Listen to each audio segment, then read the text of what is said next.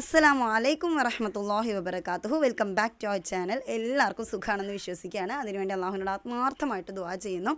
So 2 ദിവസമായിട്ട് ഒരു സഖാഫിയുടെ പ്രഭാഷണം ഇങ്ങനെ നിറഞ്ഞു നിൽക്കുകയാണ് അല്ലേ. ശരിക്കും പറഞ്ഞാൽ നഫീസ് ഉമ്മേനെ കുറിച്ചിട്ടുള്ള ആ ഒരു പരാമർശവും അതേപോലെ ആ ഒരു സഖാഫിയുടെ പ്രസംഗം ഭയങ്കരമായിട്ട് വൈറലായിക്കൊണ്ടിരിക്കുകയാണ്. ഓരോരുത്തരും അവരുടെ ഒപ്പീനിയൻസ് ഇങ്ങനെ വന്ന് ഷെയർ ചെയ്തുകൊണ്ടിരിക്കുന്നുണ്ട്. ശരിക്കും പറഞ്ഞാൽ 2 ദിവസമായിട്ട് എയറിൽ നിന്ന് ഇറങ്ങിയിട്ടില്ല സഖാഫി എന്ന് വേണമെങ്കിൽ പറയാം. അപ്പോൾ എൻ്റെ അടുത്ത് ചോദിക്കുന്നുണ്ടായിരുന്നു കുറച്ച് സുഹൃത്തുക്കൾ, അതായത് എൻ്റെ അമുസ്ലിം സുഹൃത്തുക്കൾ എൻ്റെ അടുത്ത് പറഞ്ഞിട്ടുണ്ടായിരുന്നു, ഐഷ നിനക്ക് ഇതിനെക്കുറിച്ച് എന്താണ് പറയാനുള്ളത് എന്നുള്ളത്. ശരിക്കും മതപണ്ഡിതന്മാർ എന്തുകൊണ്ടാണ് പബ്ലിക്കിൽ ഇങ്ങനെ കുറേ കാര്യങ്ങൾ പറയുന്നതെന്ന് വെച്ചാൽ അത് അവരെ ഏൽപ്പിച്ചു കൊടുത്തുകൊണ്ടാണ് കേട്ടോ. അവർക്ക് ആർക്കും നമ്മളതിനെ നന്നാക്കണം അല്ലെങ്കിൽ നമ്മളെ പേഴ്സണലി നന്നാക്കി കളയണം എന്നുള്ള ആഗ്രഹമൊന്നുമില്ല. അവരവരുടെ റെസ്പോൺസിബിലിറ്റി അവരെ ഏൽപ്പിച്ചു കൊടുത്തിട്ടുള്ള ഒരു കാര്യം അവർ കൃത്യമായിട്ട് ചെയ്യുന്നു എന്ന് മാത്രമേ ഉള്ളൂ. പക്ഷേ ഇവർക്ക് തെറ്റ് പറ്റുന്നുണ്ടോ എന്ന് ചോദിച്ചു കഴിഞ്ഞാൽ കുറച്ച് കാര്യങ്ങൾക്കൊരു ക്ലാരിറ്റി, ഇത് ഞാൻ സംസാരിക്കുന്നത് സാധാരണ മനുഷ്യരായിട്ടാണ് കേട്ടോ. പണ്ഡിതന്മാരുടെ അറിവിനെക്കുറിച്ച് സംസാരിക്കാനോ വേറെ ഒന്നിനെക്കുറിച്ചല്ല. ഇപ്പം ഞാനൊരു മണ്ടത്തരം ഇവിടെ വന്ന് വിളിച്ച് പറഞ്ഞു കഴിഞ്ഞാൽ, പ്രത്യേകിച്ച് ദീനിൻ്റെ കാര്യത്തിലൊരു മണ്ടത്തരം വിളിച്ച് പറഞ്ഞാൽ അതെൻ്റെ അറിവില്ലായ്മയാണ്. കാരണം എനിക്കിതിനെക്കുറിച്ചൊന്നും അറിയില്ല. ഞാൻ സാധാരണ വ്യക്തിയാണ്, സാധാരണഗതിയിൽ മനസ്സിലാക്കിയ ഒരു കാര്യം ഞാൻ നിങ്ങളോട് വന്ന് ഷെയർ ചെയ്യുന്നതാണ്. പക്ഷേ പണ്ഡിതന്മാരുടെ കാര്യം അങ്ങനെയല്ല. അവർ കിതാബ് ഓതി പഠിച്ച് ജനങ്ങളെ കറക്റ്റായിട്ട് ഗൈഡ് ചെയ്യാനുള്ള ഉത്തരവാദിത്തം ഏറ്റെടുത്തിട്ടുള്ള ആളുകളാണ്. അപ്പോൾ ഈ ഒരു സോഷ്യൽ മീഡിയയിൽ വന്നിട്ട് ഇവരുടെ അഭിപ്രായങ്ങൾ പറയുമ്പോൾ പല പണ്ഡിതന്മാരും വ്യക്തിപരമായിട്ടുള്ള അഭിപ്രായങ്ങളിലോട്ട് ഇങ്ങനെ സൈഡ് വലിഞ്ഞ് പോകുന്ന ഒരു കാര്യം കാണാറുണ്ട്. പ്രത്യേകിച്ച് സ്ത്രീകൾക്ക് എതിരായിട്ടുള്ള അലിഗേഷൻസ് ഒക്കെ ഉന്നയിക്കുന്ന സമയത്ത് അവരൊരു സൈഡ് വലിവ് കാണാം. അതായത് ഇസ്ലാമിൽ ഒരിക്കലും പറയുന്നില്ല ഒരു സ്ത്രീ അവളുടെ ഭർത്താവിൻ്റെ ഉമ്മയുടെയോ അല്ലെങ്കിൽ ഉപ്പയുടെയോ അനുവാദം വാങ്ങിച്ചിട്ടേ പുറത്തു പോകാൻ പാടുള്ളൂ. അവൾക്ക് അവളുടെ ഭർത്താവിനെ ബോധിപ്പിച്ചാൽ മതി അവളുടെ കാര്യങ്ങൾക്ക്. പക്ഷേ ഉസ്താദുമാർ മൈക്ക് കെട്ടി പറയുന്ന സമയത്ത് സ്ത്രീകൾ അങ്ങനെ ചെയ്യണമെന്ന് പറയുന്ന ഒരു പ്രഭാഷണം ഞാൻ കേട്ടിട്ടുണ്ടായിരുന്നു. ചിലർ പറയുന്നുണ്ടായിരുന്നു സ്ത്രീകൾക്ക് ജോലി ചെയ്യാൻ പാടില്ല എന്നുള്ളത്. അപ്പോൾ സ്ത്രീകളെക്കുറിച്ച് ഇങ്ങനെ വീണ്ടും വീണ്ടും വീണ്ടും പരാമർശിക്കുന്ന സമയത്ത് എന്താ ഉണ്ടാവുന്നതെന്ന് വെച്ച് കഴിഞ്ഞാൽ, സ്ത്രീകളെ എന്നും ഒരു ഇരപക്ഷം അല്ലെങ്കിൽ ഇരകളാണ് സ്ത്രീകളെന്ന്, എപ്പോഴും സ്ത്രീകൾ ഇരകളാണെന്ന് വിശ്വസിക്കാൻ ആഗ്രഹിക്കുന്ന കുറേ ആളുകളുണ്ട്. പ്രത്യേകിച്ച് മുസ്ലിം സ്ത്രീകൾ. അവൾക്ക് അവളുടെ വസ്ത്രത്തിൽ സ്വാതന്ത്ര്യമില്ല, അല്ലെങ്കിൽ അവൾക്ക് പുറത്ത് പോകാനായിട്ട് സ്വാതന്ത്ര്യമില്ല, അല്ലെങ്കിൽ അവൾക്ക് പഠിക്കാനായിട്ട് സ്വാതന്ത്ര്യമില്ല, അവൾക്ക് ജോലി ചെയ്യാനായിട്ട് സ്വാതന്ത്ര്യമില്ല. ഈ ഇല്ല, ഞങ്ങൾക്ക് ഇല്ല എന്ന് പറയുന്നത് കേൾക്കാനായിട്ട് ആഗ്രഹിക്കുന്ന കുറേ ആളുകളുണ്ട്. പക്ഷേ ഇവരിലോട്ടാണ് ഇത്തരത്തിലുള്ള പണ്ഡിതന്മാർ മൈക്ക് കെട്ടി സ്റ്റേജ് കെട്ടിയിട്ട് ഉള്ളതും ഇല്ലാത്തതും കൂടെ ചേർത്ത്, അല്ലെങ്കിൽ അവരെന്താണോ മനസ്സിലാക്കിയത് അത് ചേർത്ത് അവർ പറയുന്നത്. ഇപ്പോൾ ഈ നഫീസുമാൻ്റെ ഒരു കേസ് എടുക്കുകയാണെന്നുണ്ടെങ്കിൽ 25 വർഷങ്ങൾക്ക് മുന്നേ അവരുടെ ഹസ്ബൻഡ് മരണപ്പെട്ടിട്ട് 2-3 പെൺകുട്ടികളെ അവർ നോക്കി, അവരുടെ ഉമ്മാനും ഉപ്പാനെയും നോക്കി അവരൊരു വീട് വെച്ച്, അതിനുശേഷം അവർ ഇപ്പോഴാണ് 33 വയസ്സിന് ശേഷം അവർ ഇപ്പോഴാണ് അവരുടെ ലൈഫിൽ ഒന്ന് ഫ്രീ ആവുന്നത്. അപ്പോൾ ഇവർ ട്രിപ്പ് പോയതിലോ അല്ലെങ്കിൽ ബാക്കിയുള്ള കാര്യങ്ങളിലോ ഒന്നും അല്ല ഉസ്താദ് കമ്മ്യൂണിക്കേറ്റ് ചെയ്യാൻ ശ്രമിച്ചിട്ടുണ്ടാവുമെന്ന് ഞാൻ മനസ്സിലാക്കുന്നത്. മൂപ്പർ ഉദ്ദേശിച്ച കാര്യം എന്താ വെച്ചാൽ സോഷ്യൽ മീഡിയയിലുള്ള സ്ത്രീകളുടെ അതിപ്രസരം അല്ലേ, അതാണിപ്പം ഒരു ചർച്ചയായിട്ട് എടുത്തുകൊണ്ട് വരുന്നത്. പക്ഷേ അത് സോഷ്യൽ മീഡിയയിൽ വന്ന് ഡിസ്കസ് ചെയ്യുന്ന സമയത്ത് എന്താ പറ്റുന്നതെന്ന് വെച്ച് കഴിഞ്ഞാൽ, ഡിസ്കസ് ചെയ്യേണ്ടുന്ന വേറെ കുറേ മാറ്റേഴ്സ് ഇവിടെ ഉണ്ടായിരിക്കെ തന്നെ സ്ത്രീകളെ ടാർഗറ്റ് ചെയ്തിട്ട് ഉസ്താദുമാർ സംസാരിക്കുന്ന സമയത്ത് കുറേ ആളുകൾ അതൊരു അവസരമായിട്ട് എടുക്കുന്നുണ്ട് എന്നുള്ളതാണ്. ഒന്നാമത്തെ കാര്യം ഞാൻ ചോദിക്കട്ടെ, സ്ത്രീകൾ ഈ പറയുന്ന സോഷ്യൽ മീഡിയയിൽ സ്ത്രീകൾ വരുന്നത് ഒരു ഫിത്തനയാണെന്ന് പറയുന്നുണ്ടല്ലോ. സ്ത്രീകൾ എവിടെ ജോലിക്ക് പോയാലാണ് ഈ പറയുന്ന ഫിത്തന ഇല്ലാത്തത്? എൻ്റെ പേഴ്സണൽ അഭിപ്രായം ഞാൻ പറഞ്ഞുതരാം. ഞാനൊരു സർവീസ് സെൻ്ററിൽ ഒരു കാർഡ് സർവീസ് സെൻ്ററിൽ ജോലി ചെയ്തിട്ടുണ്ടായിരുന്നു. അവിടെ നിന്ന് ഞാൻ ഇറങ്ങിയത് പച്ചയ്ക്ക് വ്യഭിചരിക്കുന്നതിനെ ചോദ്യം ചെയ്തതിൻ്റെ പേരിലാണ്. ഒന്നല്ലെങ്കിൽ അത് കണ്ട് നമ്മളതിനെ സപ്പോർട്ട് ചെയ്യേണ്ടി വരുമായിരിക്കും, അല്ലെങ്കിൽ നമ്മൾ ഈ പറയുന്ന പോലെ നമ്മൾ അവർക്ക് പാകത്തിന് നമ്മൾ മാറിക്കൊടുക്കേണ്ടി വരുമായിരിക്കും. ഇത് രണ്ടും പറ്റാത്ത കാരണം കൊണ്ട് ഞാൻ അവിടെ നിന്ന് ഇറങ്ങിപ്പോകുന്നത്. അവിടെ നമ്മൾ സേഫല്ല. ഇത് പലയിടത്തും പല ജോലി സ്ഥലങ്ങളിലും പല സ്ത്രീകളും അനുഭവിക്കുന്നത് ഇതൊക്കെ തന്നെയാണ്. കഷ്ടപ്പെട്ട് പഠിച്ച് ഉമ്മയുടെയും ഉപ്പയുടെയും പൊന്നു മക്കളായിട്ട് വളർന്ന് സ്വന്തം ഐഡൻറ്റിറ്റി കീപ്പ് ചെയ്ത് സ്വന്തം പേർപ്പസ് മനസ്സിലാക്കിക്കൊണ്ട് സ്വന്തം ഫെയ്ത്തിനെ മുറുകെ പിടിച്ചുകൊണ്ട് ജീവിക്കുന്ന ഒരു പെൺകുട്ടിയെ സംബന്ധിച്ചിടത്തോളം അവളുടെ ഭർത്താവ്, ഇനിയിപ്പോൾ അയാൾക്ക് വയ്യായിക കൊണ്ടായിക്കോട്ടെ, അല്ലെങ്കിൽ അയാൾ ദീനിയായിട്ട് നടക്കാത്തൊരു മനുഷ്യനായതുകൊണ്ടായിക്കോട്ടെ, അല്ലെങ്കിൽ അയാൾ കുടുംബം നോക്കാത്തതുകൊണ്ടായിക്കോട്ടെ, അവൾ ഒറ്റയ്ക്ക് ജോലി ചെയ്യേണ്ടി വന്നു കഴിഞ്ഞാൽ എന്ത് ചെയ്യും? നിങ്ങൾ പറയും പെണ്ണുങ്ങൾ ജോലി ചെയ്യേണ്ട ആവശ്യമില്ല, അവളുടെ റെസ്പോൺസിബിലിറ്റി അവളുടെ ഹസ്ബൻഡിൻ്റെയാണ്, അവളുടെ ഉപ്പാൻ്റെയാണ്, അല്ലെങ്കിൽ അവളുടെ അമ്മാവന്മാരുടെയാണ്. ഇവരെല്ലാവരും നോക്കുമോ? ഇവരെല്ലാവരും ദീൻ പറഞ്ഞ പോലെ നടക്കുന്നില്ല എന്നുണ്ടെങ്കിൽ ഒരു സ്ത്രീക്ക് എന്താ ചെയ്യേണ്ടി വരുന്നത്? അവർക്ക് ജോലി ചെയ്യുന്നേ വേണം അല്ലേ? അപ്പോൾ ഈ ഒരു കാര്യങ്ങളൊക്കെ, അതായത് ഇപ്പോൾ ഈ പറയുന്ന ഭർത്താക്കന്മാരുടെ ഉത്തരവാദിത്വങ്ങൾ ഇന്നതുപോലെയൊക്കെ ഉണ്ട് എന്നുള്ളത് ഭർത്താക്കന്മാർ കറക്റ്റായിട്ട് നിർവഹിച്ചേ പറ്റൂ എന്ന് നിങ്ങൾ പറയുകയാണെങ്കിൽ സ്ത്രീക്ക് ജോലി പോകുന്ന ഒരു വിഷയം അവിടെ ചർച്ചയ്ക്കേ വരുന്നില്ല. അത്യാവശ്യമാണെങ്കിൽ മാത്രം പോയാൽ മതി. ഇത്രമാത്രം ഒരു ഫിത്തനയായിട്ട് അതവിടെ വരുന്നില്ല. പിന്നെ സോഷ്യൽ മീഡിയയിൽ ഹറാമായ രീതിയിൽ വീഡിയോസ് ചെയ്യുന്നത് സ്ത്രീകൾ മാത്രമല്ല. ഇപ്പോൾ ഒരു പാണ്ടിക്കാട് കുഞ്ഞാൻ്റെ വീഡിയോൻ്റെ കാര്യം എടുത്ത് പറയുന്നുണ്ടായിരുന്നു, ജെസ്സിക്ക് മാത്രമേ ഉള്ളൂ ഈ ഹറാമോ ഹലാലൊക്കെ, ബാക്കി എത്രയോ പുരുഷന്മാർ ചെയ്യുന്നില്ലേ? മീം ചെയ്യുന്നില്ല, അല്ലെങ്കിൽ മ്യൂസിക് ഇട്ടിട്ട് വീഡിയോസ് ചെയ്യുന്നില്ല, റീല് ചെയ്യുന്നില്ല, ഗാംബ്ലിങ്സിനെ പ്രൊമോട്ട് ചെയ്യുന്നില്ലേ. അപ്പോൾ അതൊക്കെ ചർച്ച ചെയ്യുന്നതിൻ്റെ പകരം വേഗം ആ ഒരു സ്ത്രീയുടെ മേലോട്ട് അങ്ങോട്ട് പോവുക. അത് പെണ്ണുങ്ങൾ പറയുന്ന സമയത്ത് മാത്രം നിങ്ങൾ എടുത്ത് പറയുന്നുണ്ടെങ്കിൽ ഒരു മഹലിനകത്ത് നിന്നിട്ട് ഇപ്പോൾ എഡ്യൂക്കേഷണൽ വീഡിയോസ് മതി, അല്ലെങ്കിൽ ഹറാമുള്ള കാര്യങ്ങൾ വേണ്ട, അല്ലെങ്കിൽ ഹിജാബ് ഇട്ടുകൊണ്ട് വീഡിയോ ചെയ്യണം കേട്ടോ, അത്തരത്തിൽ നിങ്ങൾ ബോധവൽക്കരിക്കുകയാണെങ്കിൽ ഇറ്റ് ഈസ് വെരി ഈസി. അങ്ങനെ ചെയ്യുന്ന പണ്ഡിതന്മാരുണ്ട്, എനിക്കറിയാം. അതായത് എൻ്റെ അറിവിൽ തന്നെ നമ്മുടെ അടുത്തുള്ളൊരു പെൺകുട്ടി അവൾ ചെയ്ത ഒരു ഹറാമിനെ തന്നെ പരസ്യപ്പെടുത്തിയിട്ടുണ്ടായിരുന്നു യൂട്യൂബിൽ വന്നിട്ട്. വലിയ തോതിൽ അത് പൊങ്കാലയ്ക്ക് ആവുകയും കുറേ കാലങ്ങളോളം എയറിൽ തന്നെ നിൽക്കുകയും ചെയ്ത സമയത്ത് എന്നെ ഒരു പണ്ഡിതൻ വിളിച്ചിട്ട് പറഞ്ഞതാണ്, ഐഷ കഴിയുമെങ്കിൽ അവർക്കൊരു സപ്പോർട്ട് കൊടുക്കുക, പേഴ്സണലി വിളിച്ചിട്ടെങ്കിലും ഒരു സപ്പോർട്ട് കൊടുക്കുക. അതല്ല എന്നുണ്ടെങ്കിൽ ഞാനൊരു വീഡിയോ അത് റിലേറ്റ് ചെയ്തിട്ടപ്പോൾ എൻ്റെ പറഞ്ഞിരുന്നു ആ വീഡിയോ നീ റിമൂവ് ചെയ്യുക. കാരണം എന്താണെന്ന് വെച്ച് കഴിഞ്ഞാൽ ആ കുട്ടി ചെയ്തൊരു തെറ്റിനെ അവൾ തന്നെ പരസ്യപ്പെടുത്തിയിട്ട് നെഗറ്റീവായിട്ട് ഹൈപ്പിൽ നിൽക്കണം എന്ന് വിചാരിച്ചിട്ടുണ്ടായിരുന്ന ഒരു കാര്യമായിരുന്നു. അതായത് പെട്ടെന്ന് പോപ്പുലർ ആവാൻ പറ്റുന്ന ഒരു കാര്യം നെഗറ്റീവ് ആവുക, പെട്ടെന്ന് എയറിൽ കയറുക എന്നുള്ളതാണ്. അപ്പോൾ വേഗം എയറിൽ കയറി. അപ്പോൾ അവർ പറഞ്ഞൊരു കാര്യം, ഇതിനെ പലതരത്തിലും ആളുകൾ വളച്ചൊടിക്കും, അല്ലെങ്കിൽ മുസ്ലിം സ്ത്രീകളെ ആരെങ്കിലും ഒന്ന് അവഹേളിക്കുന്നത് കേൾക്കാൻ വേണ്ടി കാത്തിരിക്കുന്ന കുറേ ആൾക്കാരുണ്ട്. അപ്പോൾ അവരുടെ മുന്നിൽ ഈ പറയുന്ന അതൊക്കെ ഒരു ചർച്ചയ്ക്ക് എടുക്കും എന്നുള്ളതാണ്. സത്യമല്ലേ? ചിലർ വന്നിട്ട് പബ്ലിക്കായിട്ട് വന്നിട്ട് പറയും മുസ്ലിം സ്ത്രീകൾ പുറത്തിറങ്ങാൻ പാടില്ല, മുസ്ലിം സ്ത്രീകൾ ജോലി ചെയ്യാൻ പാടില്ല, സ്ത്രീയുടെ ശബ്ദം ഔറത്താണ്, സ്ത്രീ മൊത്തത്തിൽ ഔറത്താണെന്നൊക്കെ പറയും. ഇതൊക്കെ രണ്ടഭിപ്രായമുള്ള വിഷയങ്ങളല്ലേ.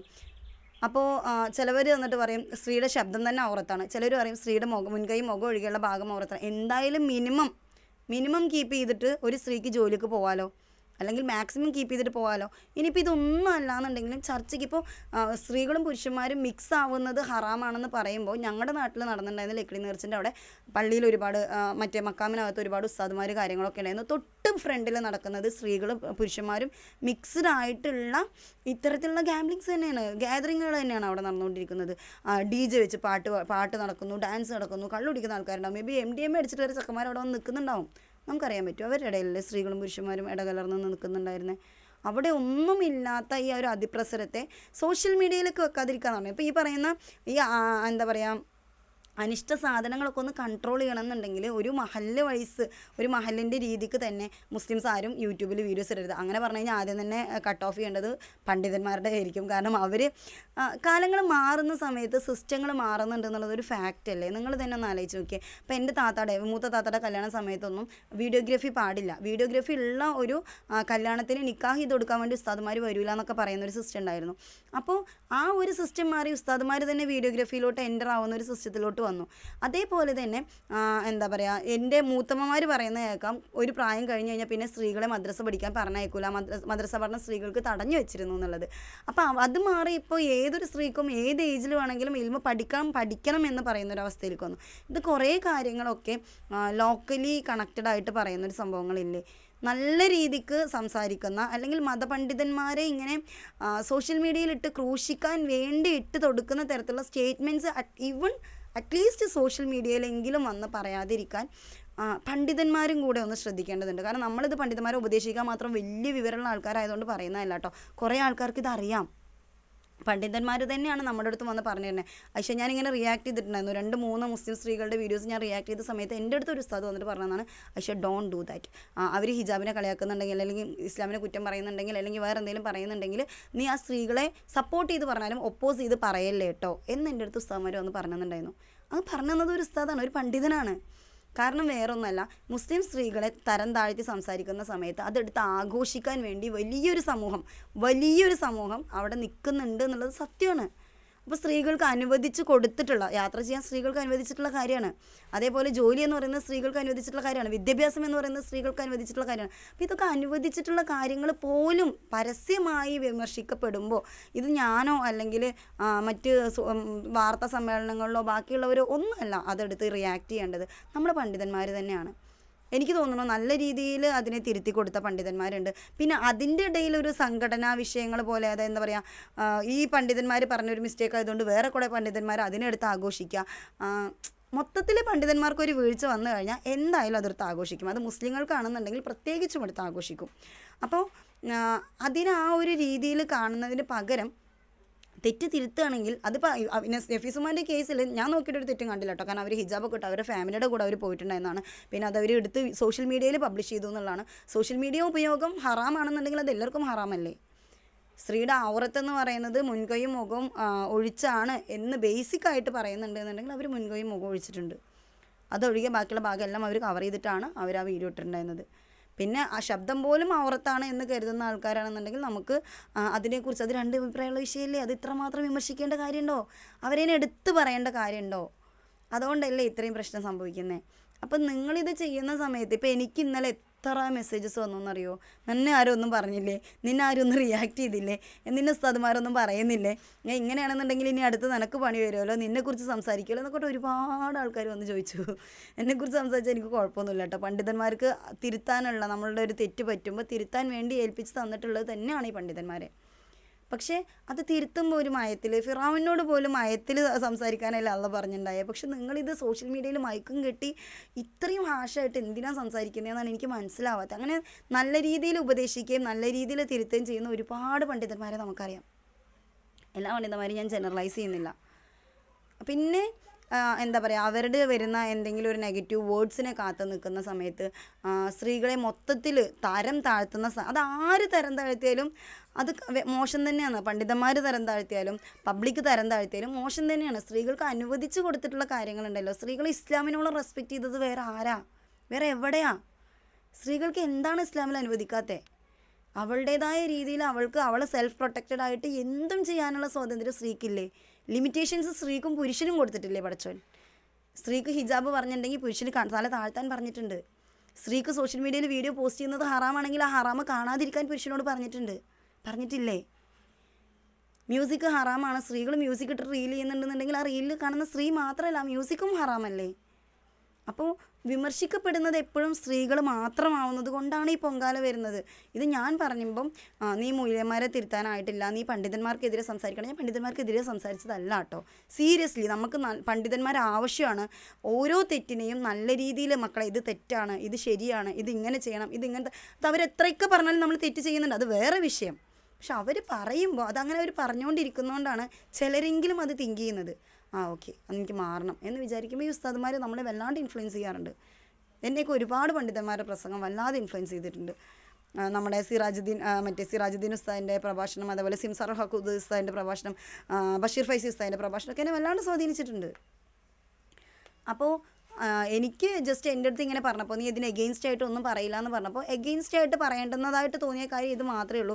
പേരെടുത്ത് സ്ത്രീകളെ വിമർശിക്കുക, അല്ലെങ്കിൽ അനുവദിച്ച കാര്യങ്ങൾ പോലും അനുവദിക്കാത്തതുപോലെ അവനവൻ്റെ തരത്തിനൊത്ത് വളച്ചൊടിച്ച് സംസാരിക്കുക, അതൊക്കെ മാത്രമാണ് എനിക്ക് എന്തിനാണ് അവരങ്ങനെ ചെയ്യുന്നത് അങ്ങനെ എനിക്ക് തോന്നിയിട്ടുള്ളത്. അത് വ്യക്തിപരമായിട്ട് എനിക്ക് തോന്നിയിട്ടുള്ളൊരു കാര്യമാണ്. കാരണം ഇത് പുറത്തേക്കല്ലേ വെച്ച് കൊടുക്കുന്നത്, വലിയൊരു സൊസൈറ്റിയിലോട്ടല്ലേ വെച്ച് കൊടുക്കുന്നത്. ദീനിനെക്കുറിച്ച് മനസ്സിലാക്കിയവരും മനസ്സിലാക്കാത്തവരും മുസ്ലിം നാമധാരികളും ഒക്കെ ഇത് കേൾക്കുന്നുണ്ടാവും. അപ്പോൾ ഓരോരുത്തരുടെ മനസ്സിലും ഓരോ പോലെ ആയിരിക്കും തോന്നുക. ചിലപ്പോൾ മുസ്ലിങ്ങൾക്ക് തന്നെ ഇതൊരു ഭാരമായിട്ട് തോന്നും, ദീനൊരു ഭാരമായിട്ട് തോന്നും. കാരണം ഒരു സ്ത്രീക്ക് ഒരു തരത്തിലും ജീവിക്കാനുള്ളൊരു പാകം ദീൻ കൊടുക്കുന്നില്ലെന്ന് തോന്നും. ശരിക്കും അങ്ങനെയല്ലല്ലോ, ഇസ്ലാം വിശാലമായ മതമല്ലേ. അപ്പോൾ അതിനങ്ങനെ കുടിസാക്കി കൊണ്ടിരുന്ന എന്തിനാ? ഈ റീസെൻ്റ്ലി വലിയൊരു ഇൻഫ്ലുവൻസറുടെ വീഡിയോ, ഞാൻ ഇനി പേരെടുത്ത് പറഞ്ഞിട്ട് നിങ്ങൾ ആ ചാനലിൽ പോയിട്ട് അത് കാണാമെന്ന് കരുതിയിട്ടാണ്. അത് നമ്മളും കൂടെ ചെയ്തിട്ടുണ്ടായിരുന്നു അതിൻ്റെ റിയാക്ഷൻ വീഡിയോ. അതെടുത്തിട്ട് ഒരു നിരീശ്വരവാദി നന്നായിട്ട് എടുത്തിട്ട് അലക്കിയിട്ടുണ്ടായിരുന്നു, മൊയ്ലന്മാരിനെയും ബാക്കിയുള്ളവരെയൊക്കെ പറഞ്ഞിട്ട്. എന്തിനാണ് അവസരം നമ്മൾ കൊടുത്തതല്ലേ?